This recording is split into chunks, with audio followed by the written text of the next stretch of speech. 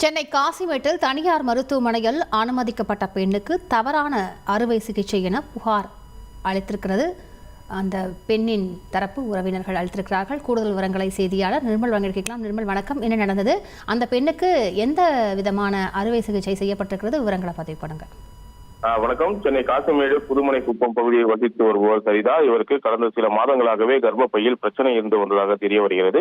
இந்த நிலையில் அதற்கு அறுவை சிகிச்சை மேற்கொள்வதற்காக ஜிஏ ரோடில் உள்ள தனியார் மருத்துவமனையில் கடந்த 15ஆம் தேதி சிகிச்சைக்காக அனுமதிக்கப்பட்டுள்ளார்.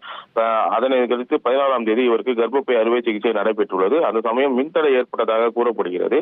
அறுவை சிகிச்சை நடந்து முடிந்த பிறகு சரிதா இயற்கை உபாதைகளுக்கு மிகவும் கடினப்பட்டதாக தெரிய வருகிறது. இதனை அடுத்து அவருக்கு ஸ்கேன் பரிசோதனை செய்யப்பட்ட பிறகு சிறுநீர் செல்லக்கூடிய நரம்பில் தவறுதலாக அறுவை சிகிச்சை மேற்கொண்டதாக தெரிய வந்துள்ளது. இதனை அடுத்து அவரது உறவினர்கள் மருத்துவமனையின் நிர்வாகத்தோடு வாக்குவாதம் செய்த நிலையில் மருத்துவர்கள் அதற்கு தாங்கள் சிகிச்சை மேற்கொள்வதாக கூறியுள்ளனர். பின்னர் அதற்கான உரிய வசதி தங்கள் மருத்துவமனையில் இல்லை என கூறி அவசரமாக அரசு ஸ்டான்லி மருத்துவமனைக்கு சரிதாவை ஆம்புலன்ஸ் மூலம் அனுப்பி வைத்திருக்கின்றனர். இது தொடர்பாக சரிதாவின் உறவினர்கள் ராயபுரம் போலீசாருக்கு தகவல் அளித்து புகார் அளித்திருக்கின்றனர். கர்ப்பப்பை பிரச்சனைக்காக சென்ற பெண்ணுக்கு கர்ப்பப்பை அறுவை சிகிச்சையுடன் சேர்த்து சிறுநீரக அறுவை சிகிச்சையும் செய்த தனியார் மருத்துவமனையின் அலட்சிய போக்கை பரபரப்பை ஏற்படுத்தியுள்ளது.